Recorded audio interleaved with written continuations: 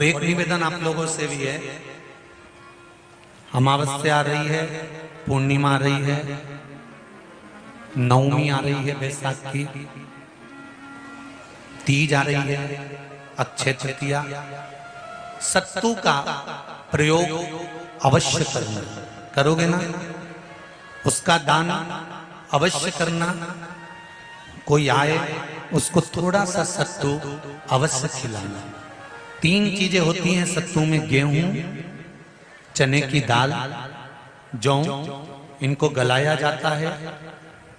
रात भर गलाने के बाद इसको फिर सेका जाता है, सेक कर पिसाया जाता है, फिर उसका प्रयोग किया जाता है। महाराज चाहे फिर उसको घोल कर आप शक्कर के साथ, गुड़ के साथ, नमक के साथ, जीरे के साथ, पुदीना के साथ, जिसके साथ तुम्हें खाना है वो तुम्हारे ऊपर, पर दान करना सत्तू का जरूर है। एक चुटकी मात्र भी अगर सत्तू आपने दान किया है बैसाख महीने में, उसका फल जरूर मिलेगा, जरूर प्राप्त। बैसाख के महीने में एक पकवान बनता है शंकर जी का,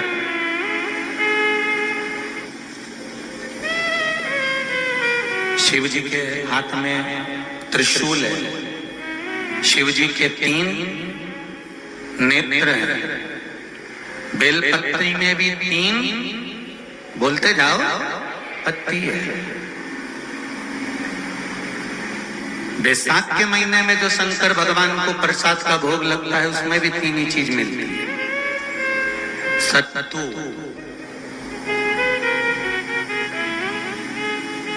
कोई दूसरे महीने में बनता है? जम के तो बोलो नहीं। कब बनता है? यही बैसाख के महीने में।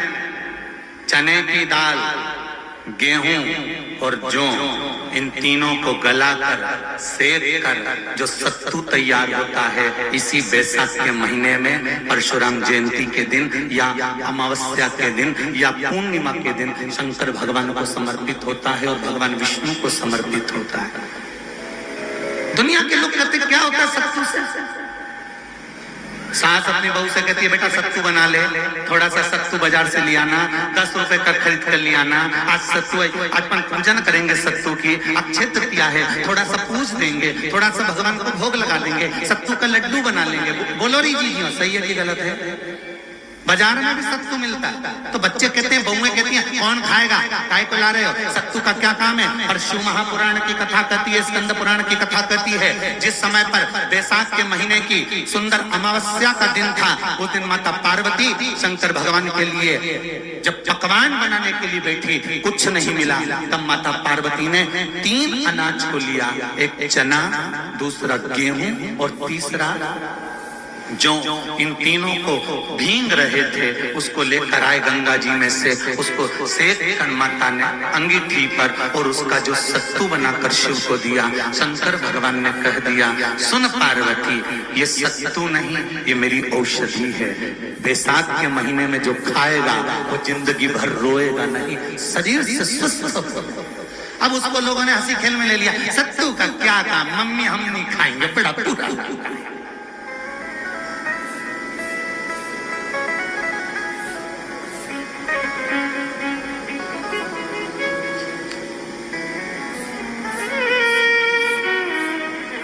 शिव जी का एक एक चीज,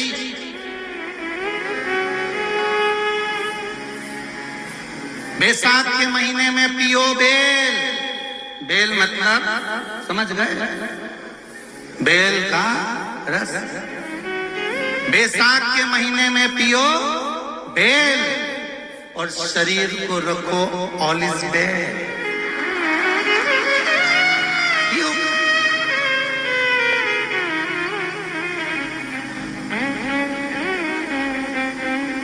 शरीर बेकार नहीं हो, शरीर बेकार नहीं हो सकता। अब शिव आराधना तो करो। हाँ, जिंदगी की मोड़ पर शंकर परीक्षा बहुत लेते हैं, बहुत परीक्षा। और बहुत ध्यान देना साहब, शिव महापुराण की कथा कहती है पितरों को भाग मिलता है, इसलिए पितृ तृप्त रहते हैं। कितने भाग्यशाली खूब भजन करो, खूब स्मरण करो। अमावस्या है, अमावस्या के दिन प्रदोष काल में, प्रदोष के समय पर, प्रदोष काल में शाम के समय पर जाकर किसी भी नदी, तालाब, बावड़ी, कुआं, कहीं ना कहीं जो आपके पास में हो, वहां पर एक घी का दिया, बत्ती का मुंह दक्षिण की ओर कर कर अवश्य जला कर जाना। सारे पितृदोष समाप्त हो जाएगा, सारा पितृदोष समाप्त। अमावस्या के दिन किसी भी जलाशय के पास में, नदी, तालाब, बावड़ी, कुआं, जो आपके शहर में, आपके गांव में, आपके नगर में हो, वहां जाकर लगा दे। अगर नदी, तालाब, बावड़ी, कुआं नहीं है तो पीपल का वृक्ष हो या बेलपत्री का वृक्ष हो या बट का वृक्ष हो, उसके नीचे लगा दो प्रदोष काल में। पर अमावस्या के दिन लगाएं जरूर। क्यों? क्योंकि अमावस्या के दिन पितृ शाम के समय प्रदोष काल में शंकर भगवान का नाम जाप कर कर नदी, तालाब, बावड़ी पर पानी पीने जाते हैं। वहां से जल का आचमन कर कर पितृ अपने लोक को चले जाते हैं प्रदोष काल के समय पर। इसलिए प्रदोष काल में जलाशय के पास में, बावड़ी, कुआं, नदी, तालाब के किनारे पर दिया लगाया जाता है दक्षिण की ओर मुख कर कर बत्ती का। तो पितृ आशीर्वाद देते हुए जाते हैं कि फलो फूलो, आगे बढ़ो, उन्नति करो, तरक्की करो। ये पितरों का आशीर्वाद रहता है, पितरों का वर रहता है। आप देंगे उसको मिलेगा। पितृदोष है, ये आपको कैसे मालूम पड़ेगा?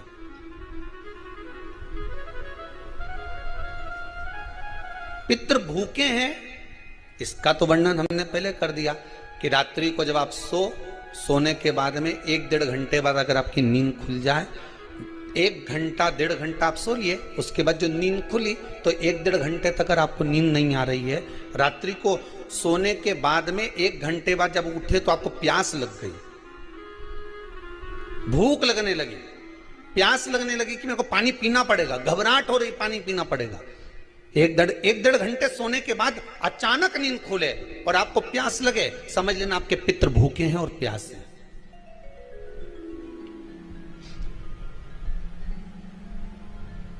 वो भूखे और प्यासे हैं, उनको जल की जरूरत है।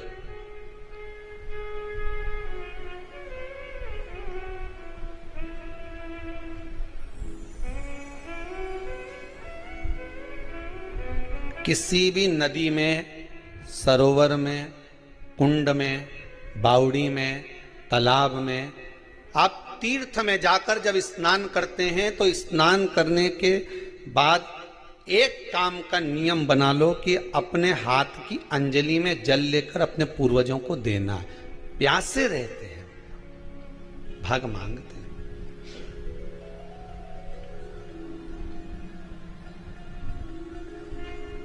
भाग प्राप्त करना।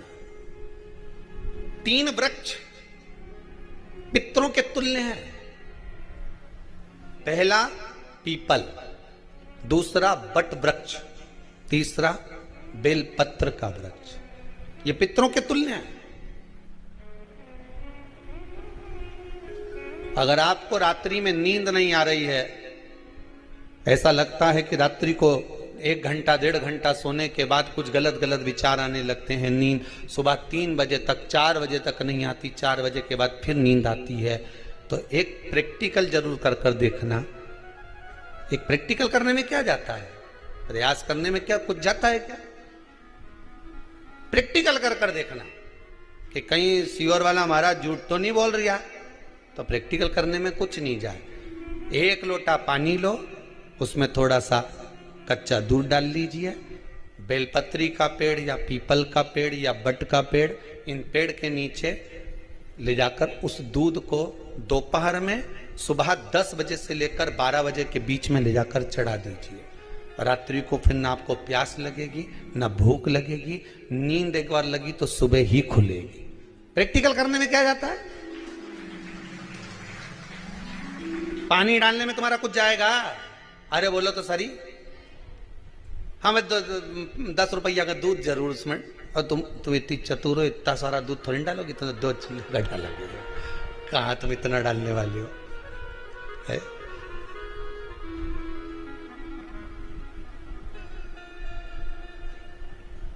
प्रैक्टिकल करने में क्या जाता, कुछ भी नहीं बिगड़ेगा। ये तो बस जल डालोगे तुम्हारा ही कुछ अच्छा हो सकता है, बाबा की कृपा है।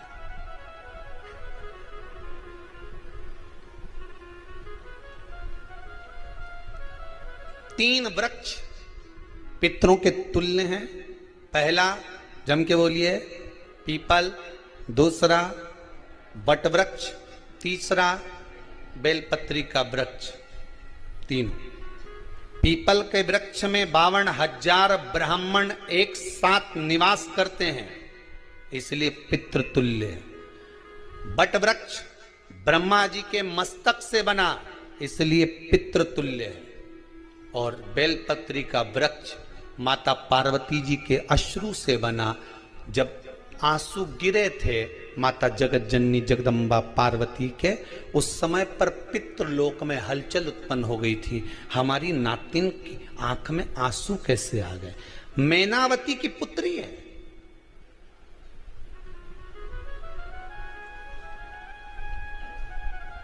पितरों की नातिन, इसकी अश्रु कैसे गिर गए? पार्वती जी ने कहा ये आंसू नहीं, मेरा पुण्य भाग प्रकट करती हूं बेलपत्री के रूप में। तो पितरों ने वर दिया था कि ये बेलपत्री का वृक्ष हमारा आशीर्वाद है, इसके नीचे अगर कोई दीप लगाता है, शिव को स्पर्श कर चढ़ाता है, उसके पितरों की शांति होगी। हम स्वयं उसको आशीर्वाद देने के लिए पधारेंगे। बेलपत्र का वृक्ष पितृतुल्य।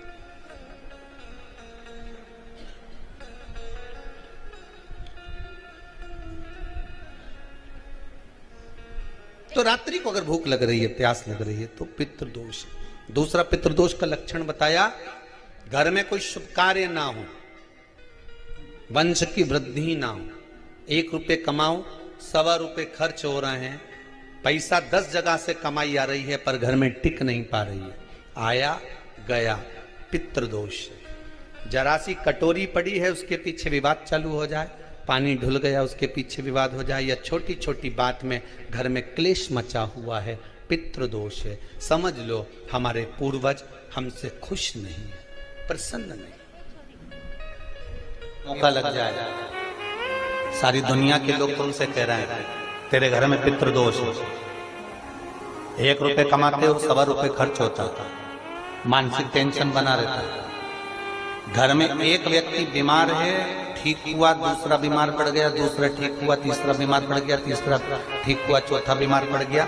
मतलब कहीं ना कहीं पितृ का भाव, पितृदोष का वर्णन। किसी ने कहा तुमसे कि तेरे यहाँ पितृदोष है, तूने ब्राह्मण को भोजन करा दिया, पिंडदान करा दिया, तर्पण करा दिया, तिलांजलि करा दी, गया जी का श्राद्ध कर दिया, हरिद्वार चली गई, वहां पिंडदान करवा दिया, ब्राह्मण भोज करवा दिया, तिथि पर भोजन करवा दिया, सब कुछ करवा के देते। अब एक काम और करके देते,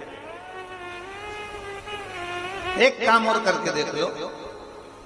जब तुम घर में भगवान शंकर की आरती, तुम्हारे घर में शंकर जी का शिवलिंग है, भले काय का भी हो, छोटा सा, भले सियोर का कंकर शंकर हो, नर्मदा का कंकर हो, चाहे शंकर पारद के हो, पीतल के हो, स्टील के हो, लकड़ी के हो, जिसके भी हो, लोहे के हो, पाषाण के हो, जिसके भी हो, शंकर का शिवलिंग अगर हमारे घर में है और आप रोज प्रतिदिन भगवान की आरती करते हो, प्रतिदिन, और आपको लग रहा है कि मेरे यहाँ तकलीफ चल रही है, ये ठीक ही नहीं हो रही, लगभग 1.5 महीना आप कम से कम 45 दिन, 1.5 महीने के करीब में ऐसा प्रयास करना कि भगवान की आरती, शंकर भगवान के शिवलिंग की आरती करने के बाद उस दिए को भगवान के सामने मत रखो, उस दिए को उठाकर जहां तुम पानी का मटका रखते हो, हंडा रखते हो, जिससे तुम पानी पीते हो, तुम्हारे रसोई घर में जो पानी का मटका, हंडा, बाल्टी, आरओ का पानी जिस मटके में गिरता है, हंडे में गिरता है, जिसको हमारे यहाँ पितरों का स्थान कहते हैं,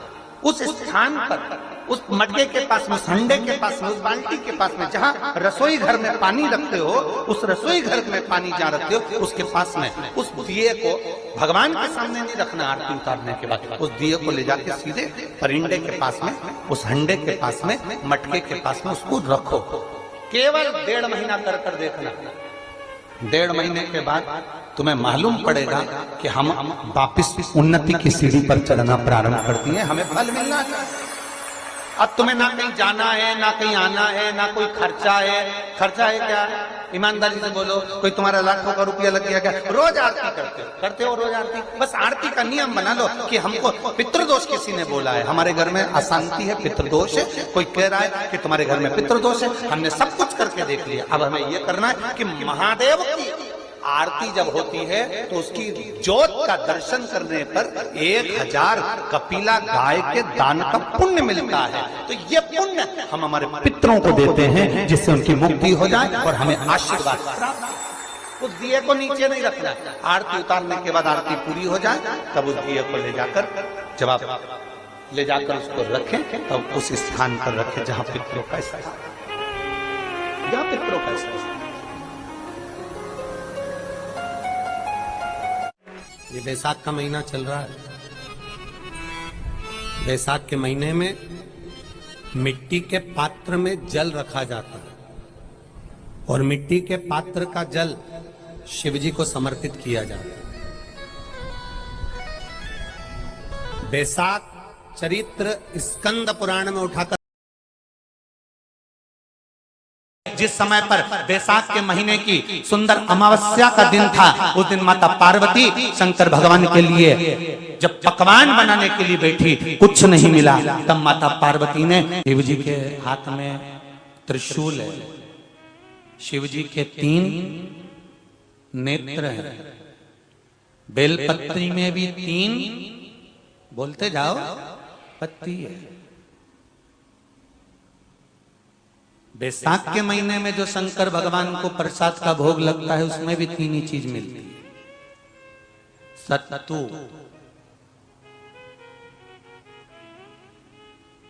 कोई दूसरे महीने में बनता है? जम के तो बोलो नहीं। कब बनता है? यही बैसाख के महीने में। चने की दाल, गेहूं और जौ, इन तीनों को गलाकर सेक कर जो सत्तू तैयार होता है, इसी बैसाख के महीने में परशुराम जयंती के दिन या अमावस्या के दिन या पूर्णिमा के दिन शंकर भगवान को समर्पित होता है और भगवान विष्णु को समर्पित होता है। दुनिया के लोग कहते क्या होता है सत्तू से? ये स्कंद पुराण की कथा कहती है, जिस समय पर बैसाख के महीने की सुंदर अमावस्या का दिन था, उस दिन माता पार्वती शंकर भगवान के लिए जब पकवान बनाने के लिए बैठी, कुछ नहीं मिला, तब माता पार्वती ने 3 अनाज को लिया, एक चना, दूसरा गेहूं और तीसरा जौ। इन तीनों को भींग रहे थे, उसको लेकर आए गंगा जी में से, उसको सेक कर माता ने अंगीठी पर और उसका जो सत्तू बनाकर शिव को दिया। शंकर भगवान ने कह दिया, सुन पार्वती, ये सत्तू नहीं, ये मेरी औषधि है। बैसाख के महीने में जो खाएगा वो जिंदगी भर रोएगा नहीं, शरीर से स्वस्थ हो। अब उसको लोगों ने हंसी खेल में ले लिया, सत्तू का क्या काम, मम्मी हम नहीं खाएंगे, बड़ा पूरा। शिव जी का एक एक चीज,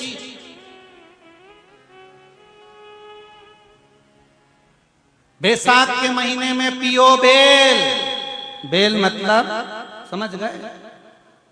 बेल का रस। बैसाख के महीने में पियो बेल और शरीर को रखो ऑलिव बेल। सत्तू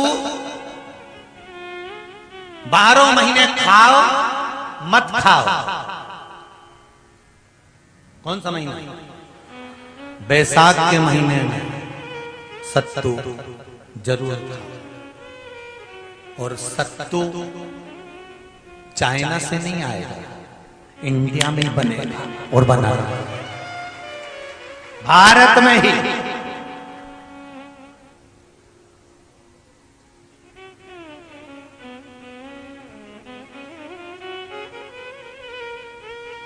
चलो आ जाओ गरुड़ पुराण में। मरने का 47वां दिन, जब मरेंगे तब गरुड़ पुराण बचेगी, पहले ही सुन लो। और जिसके पास में गरुड़ पुराण नहीं हो तो पंडित जी से मंगवा कर फिर पढ़ के देख लेना। मरने के 47वें दिन, 47 डेज, 47वें दिन किस चीज का दान तुम्हारे सामने आता है?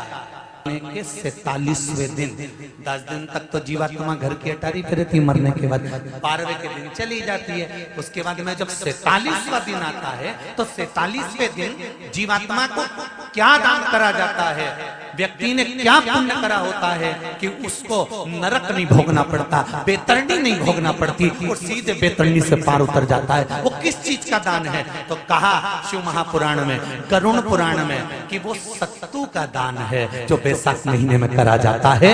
सत्तू का दान 3 चीजों से मिलकर बनता है। जौ, बोलते जाओ जल्दी, गेहूं, चना, ये 3 चीज से मिलकर बनता है। इसमें जो बारीक बारीक कण होते हैं, जितने जितने 3 चीज के मिले हुए बारीक बारीक कण होते हैं, ये जब दान किया जाता है सत्तू का, तब ये बेतरणी तरने के लिए 47वें दिन इस जीवात्मा ने अगर सत्तू का दान करा होता है या सत्तू का सेवन बैसाख के महीने में करा होता है तो उसको बेतरणी नहीं भोगना पड़ती, डायरेक्ट सीधे रतलाम उज्जैन से डायरेक्ट। किस किस क्या बनता है सत्तू?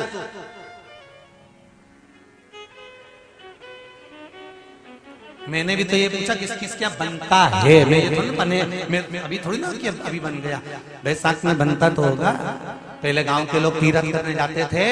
गांव का लोग जब तीरथ करने जाता था, कोई सामान नहीं लिया, सत्तू बांधी पोटली में धरा यूं और पानी में घोलिया और नमक डालिया या शक्कर या गुड़ घोल के और पी के वही चले। आज के अब जब सैनिक युद्ध करने जाता है, थक जाता है, बहुत थकान हो जाती है, जब उससे देखा जाता है तो सैनिक का जो कमांडर होता है वो सत्तू मंगवाता है और गिलास में घोल घोल कर पूरी सेना को पिलवाकर फिर युद्ध में उतार देता है। फिर युद्ध साधारण नहीं है महाराज। बैसाख के महीने में एक पकवान बनता है शंकर जी का।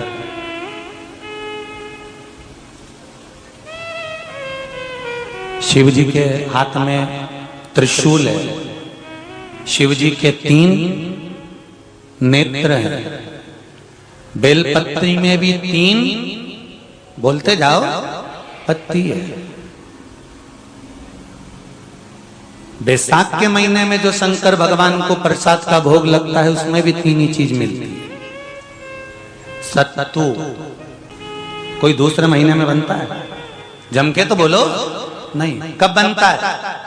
यही बैसाख के महीने में। चने की दाल, गेहूं और जौ, इन तीनों को गलाकर सेक कर जो सत्तू तैयार होता है, इसी बैसाख के महीने में परशुराम जयंती के दिन या अमावस्या के दिन या पूर्णिमा के दिन शंकर भगवान को समर्पित होता है और भगवान विष्णु को समर्पित होता है। दुनिया के लोग कहते क्या होता है सत्तू से?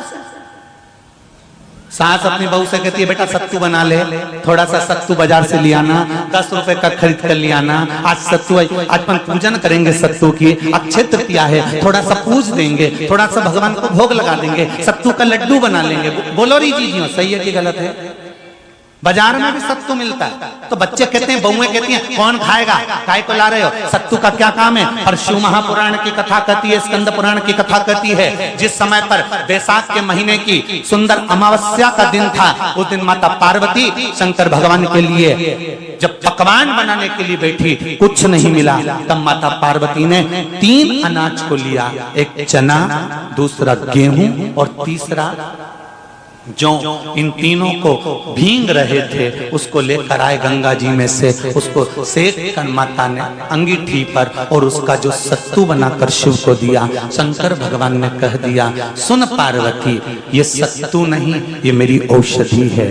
बैसाख के महीने में जो खाएगा वो जिंदगी भर रोएगा नहीं, शरीर से स्वस्थ हो। अब उसको लोगों ने हंसी खेल में ले लिया, सत्तू का क्या काम, मम्मी हम नहीं खाएंगे, बड़ा पूरा। शिव जी का एक एक चीज बैसाख के महीने में पियो बेल। बेल मतलब समझ गए? बेल का रस। बैसाख के महीने में पियो बेल और शरीर को रखो ऑलिव बेल। शरीर बेकार नहीं होगा। शरीर बेकार नहीं हो सकता। अब शिव आराधना तो करो। हाँ, जिंदगी की मोड़ पर शंकर परीक्षा बहुत लेते हैं, बहुत परीक्षा। एक सुंदर संवाद आता है स्कंद पुराण, शायद आप लोगों ने सुना होगा, सुना हो तो भी सुन लो। पढ़ना कि आखिर मिट्टी के पात्र का जल बैसाख के महीने में शंकर को क्यों चढ़ाया जाता है। अगर मिट्टी का पात्र भी नहीं हो, तुम्हारे घर में मटका हो, सुरई हो, वो भी नहीं हो, तो एक दिए में मिट्टी के पानी भर लो और वो पानी तांबे के कलश के अंदर जो पानी है उसमें मिला लो। पर मिट्टी का जल शिवजी को क्यों चढ़ाया जाता है?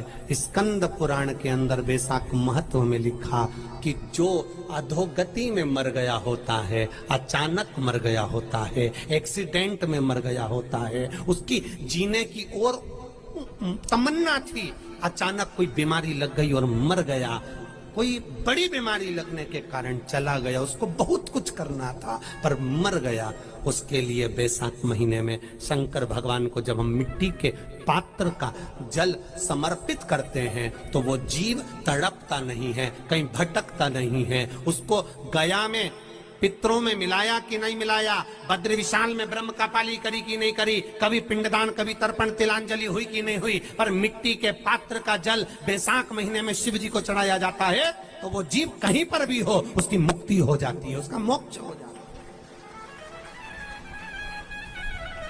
भले दिए, अगर आपके पास मिट्टी का मटका नहीं है, आपके पास मटका नहीं, सुराई नहीं, मटकी नहीं, मिट्टी का कोई पात्र नहीं, कोई कारवान नहीं, तो आप दिए के अंदर भी जल भरकर उसको तांबे के लोटे में मिलाकर शिव जी को चढ़ा सकते हो। बैसाख महीने में वो जिस नारी के गर्भ में बच्चा 1-2 महीने का, 4 महीने का किसी का गिर गया हो, बच्चा चले गया 2 महीना, 4 महीना, 6 महीने का समाप्त हो, उसको चढ़ाना चाहिए बैसाख महीने में शिव को।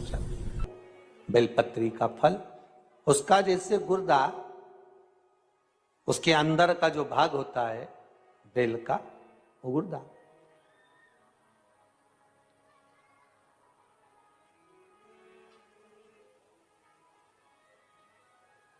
उसको अग्नि में जलाकर उसकी भस्म तैयार कर कर छान कर जब जब आपके यहां विद्वान ब्राह्मण शिव जी का अभिषेक कराते हैं, पूजन कराते हैं, तो उसमें लिखते हैं पूजन के साहित्य में बेलपत्री, धतूरा, दुर्वा, ये उसमें नीचे लिखेंगे भस्म। लिखते कि नहीं लिखते? लिखते हैं ना, भस्म अभिषेक में चाहिए रहती। तब उस भस्म का थोड़ा सा भी भाग आप अगर शिव को समर्पित कर रहे हो तो ये जान लें कि शंकर मनवांछित फल प्रदान कर रहे हैं, शिव फल प्रदान कर रहे हैं। नहीं सुना हो तो भी सुनिए। कांति नगर में राजा श्रियाजी रहते थे, उनकी धर्मपत्नी का नाम था चांगुणा। क्या नाम है उनका? चांगुणा। चांगुणा शिव भक्ति में लीन रहती थी, उसे शंकर की भक्ति के सिवा कुछ सुहाता ही नहीं था, शिव आराधना के सिवा उसको कुछ भाता ही नहीं था। दिन भर शंकर की शरणागति करना, शिव का स्मरण करना, शिव भक्ति में डूबे रहना। शंभो शंकर कह रहे, माँ उमा से, माँ पार्वती से मेरा महेश कह रहा है, मेरा बाबा भोलेनाथ, मेरा बाबा विश्वनाथ, मेरा त्रिकालदर्शी कैलाशी अविनाशी कह रहा है कि हे पार्वती,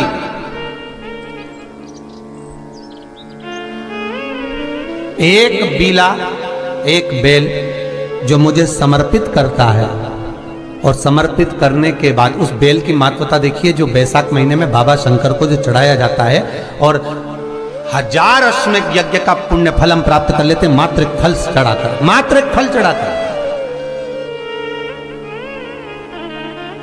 हे पार्वती,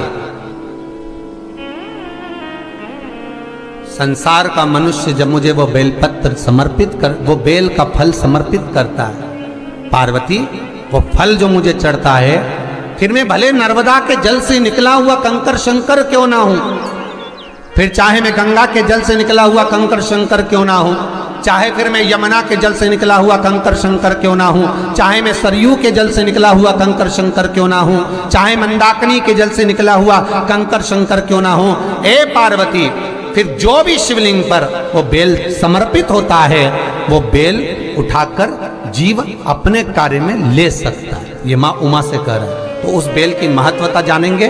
अब अपन उस बेल को जानने के लिए वापिस स्कंद पुराण में चले तो स्कंद पुराण में लिखा हुआ है कि जो बेल बैसाख के महीने में शंकर को चढ़ाया जाता है वो बेल का फल उठाकर रख लिया जाता है।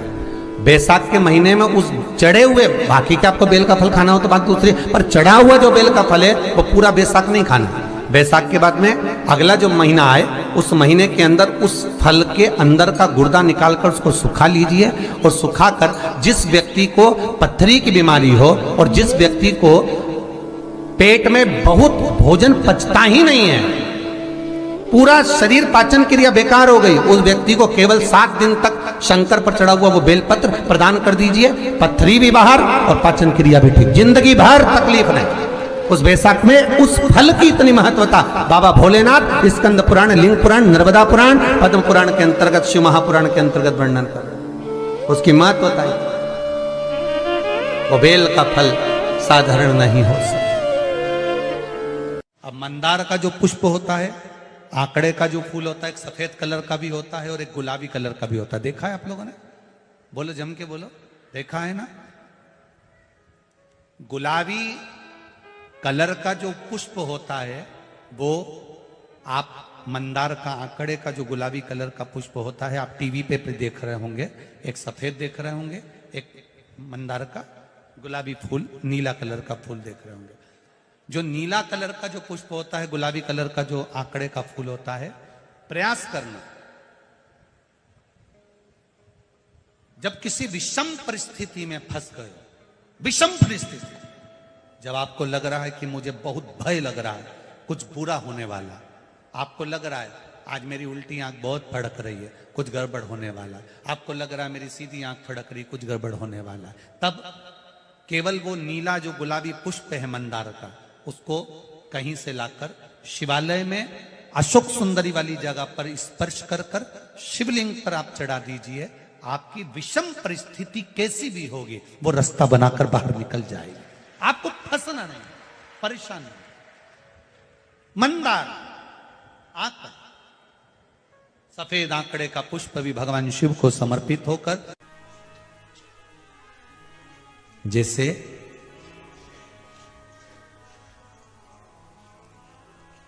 बेले के फल का गुर्दा, बेल का जो फल होता है, बेलपत्री का फल, उसका जैसे गुर्दा, उसके अंदर का जो भाग होता है बेल का, वो गुर्दा,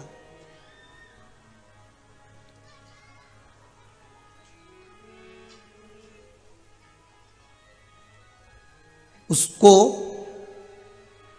अग्नि में जलाकर उसकी भस्म तैयार कर कर छान कर जब जब आपके यहां विद्वान ब्राह्मण शिव जी का अभिषेक कराते हैं, पूजन कराते हैं, तो उसमें लिखते हैं पूजन के साहित्य में बेलपत्री, धतूरा, दुर्वा, ये उसमें नीचे लिखेंगे भस्म। लिखते कि नहीं लिखते? लिखते हैं ना, भस्म अभिषेक में चाहिए रहती है। तब उस भस्म का थोड़ा सा भी भाग आप अगर शिव को समर्पित कर रहे हो तो ये जान लें कि शंकर मनवांछित फल प्रदान कर रहे हैं, शिव फल प्रदान कर रहे हैं।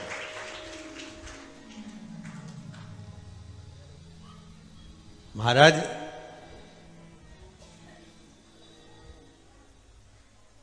बेलपत्री के वृक्ष के नीचे बैठकर हाथ में एक बेलपत्र का पत्ता रखकर आप पंचाक्षर मंत्र नमः शिवाय, ओम नमः शिवाय या श्री शिवाय नमस्तुभ्यम या महामृत्युंजय मंत्र का स्मरण कर रहे हो, पर डंडी का भाग अपनी ओर, बेलपत्र की बीच वाली पत्ती का भाग बीच वाली उंगली की ओर रखकर अगर आप स्मरण कर रहे हैं और अपनी कामना कर कर बेलपत्री के वृक्ष के नीचे बैठकर उस पत्ते को सम्मुख रखकर बाबा से विनय कर कर एकांत में उस बेलपत्री के वृक्ष की छांव में, बेलपत्री के वृक्ष की छांव आप कामना कर कर उस पत्ते को शंकर भगवान के ऊपर समर्पित कर रहे हैं, तो ये जान कर रखें कि पार्वती और शिव का मिलन करवा रहे हैं और अपनी मनवांछित फल कामना पूर्ण करवा रहे हैं। क्योंकि शिव और पार्वती का जब मिलन होता है, शंकर पार्वती जब एक दूसरे के सम्मुख में होते हैं, शिव और पार्वती जब एक दूसरे के सामने अपने बच्चों के कारण एक दूसरे के सम्मुख में आते हैं, तो उनके चेहरे पर प्रसन्नता का भाव आ जाता है। फल, मनवांचित फल की कामना आप जिस कामना के लिए कर रहे हैं, विवाह के लिए, नौकरी के लिए, सर्विस के लिए, व्यापार के लिए, रोग मुक्ति के लिए, आप जिस कामना से कर रहे हैं, ईश्वर महादेव, जो व्यक्ति पथभ्रष्ट हो जाए, जैसे मदिरा के नशे में पड़ गया, कहीं जुए में पड़ गया, कहीं मांसाहार में पड़ गया, कहीं व्यसन में पड़ गया, कहीं गलत काम में अगर कोई जा रहा है, तो श्रंभेश्वर महादेव के नाम से काली तिल भगवान शिव को समर्पित करी जाती है। महाराज काली तिल को वापस उठा कर ले आते हैं। उसी काली तिल को जो मदिरा का नशा करने वाला होता है या जो गलत व्यसन में डूबा हुआ होता है, उसको वो सुबह के समय अगर नहीं खाता तो भोजन के साथ उसको दिया जाए। श्रंभेश्वर महादेव,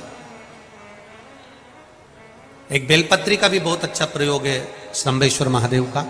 मदिरा पीने वालों के लिए, मांसाहार, व्यसन में, जुए में, वेश्यावृत्ति में, पर नारी में, गलत जगह पर जो डूबे रहते हैं उनके लिए, पहले की कथा में उसका वर्णन किया है बेलपत्री का। श्रंभेश्वर महादेव, एक बार सब बोलेंगे, कौन से महादेव? श्रंभेश्वर महादेव।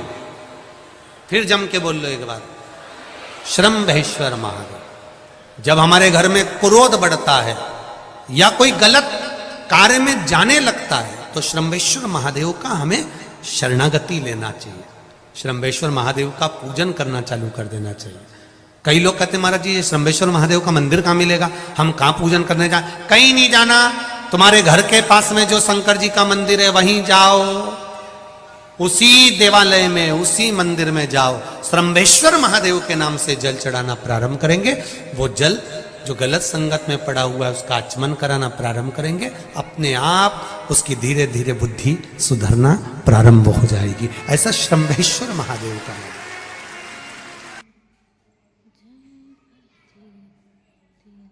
तो बीले की महत्वता भगवान लिंग पुराण के अंतर्गत वर्णन कर रहे हैं, भगवान शिव कह रहे हैं। स्कंद पुराण के अंतर्गत, लिंग पुराण के अंतर्गत, नर्मदा पुराण के अंतर्गत, शिव महापुराण के अंतर्गत कि जो बीला है, इस बीले की महत्वता, इस बीले का सुख क्या है। तो क्या कहा महाराज जी? भगवान शिव कहते हैं, अरे पार्वती, 1000 अश्वमेध यज्ञ में अग्नि कुंड के अंदर पूर्ण आहुति पर जो गोला समर्पित किया जाता है, और एक बेल, एक बीला बैसाख महीने में जो मुझे समर्पित कर देता है, उसको 1000 अश्वमेध यज्ञ का पुण्य फल प्राप्त हो जाता है। मात्र एक बेल।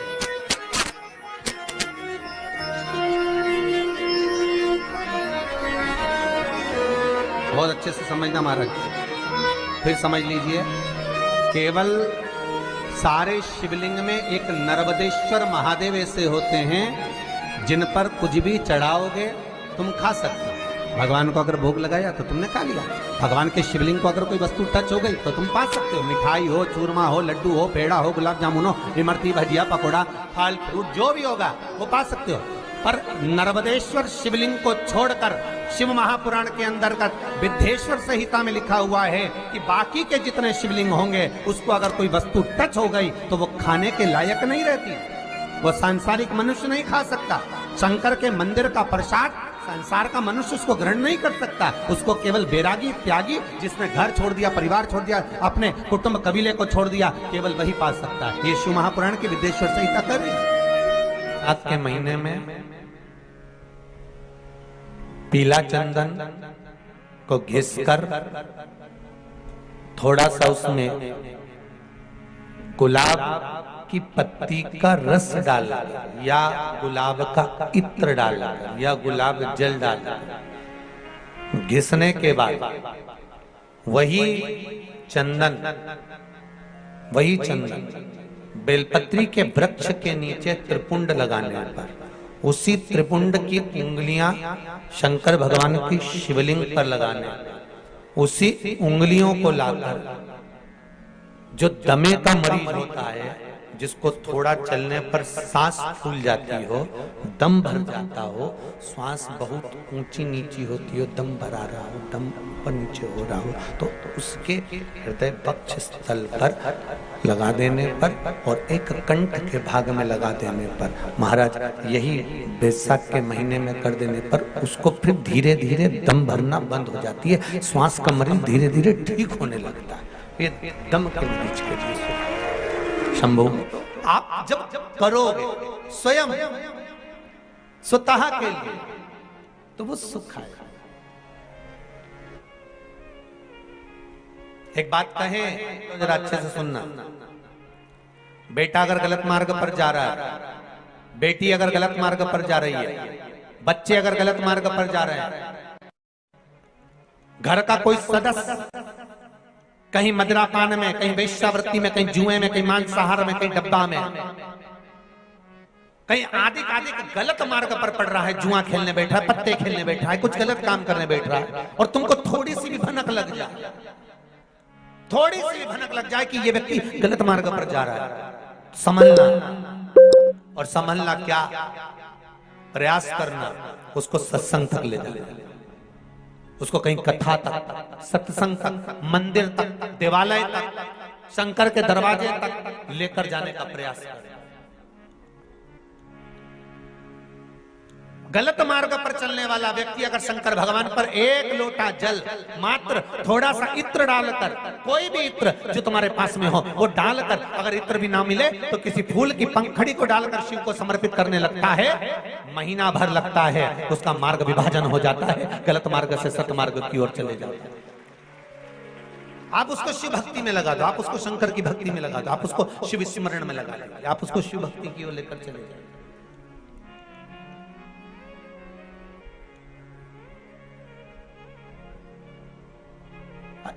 जितने प्रयोग बताए जाते हैं, जितने यहाँ से उपाय बताए जाते हैं, ये उपाय, ये प्रयोग, ये सारे जो प्रयोग हैं, उपाय हैं, ये ध्यान देना, ये दूसरों से कराने के नहीं, अपन को खुद को करना पड़ते हैं। जो गलत मार्ग पर चल रहा है तो वो खुद करे।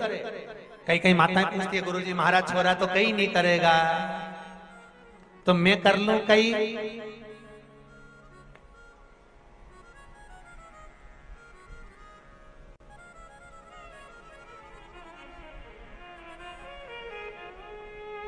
अब तुम्हें ऐसी बात लेके आते हो तो थोड़ा मन में आए कि अब छोरा तो शादी भी नहीं करेगा, मैं कर लूं कहीं। ऐसी बात करो तो सोचना पड़ेगा।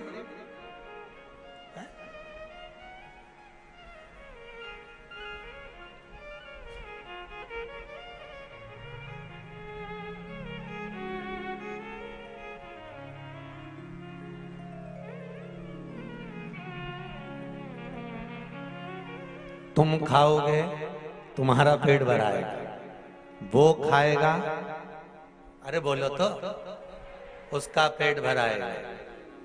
पेट जिसका दुख है, गोली भी उसी को खाना है। कष्ट जिसको हो, केवल आप बता दो कि ये गलत है, ये सही है, ये ऐसा है, ये वैसा है, फिर आगे उसको निभाना।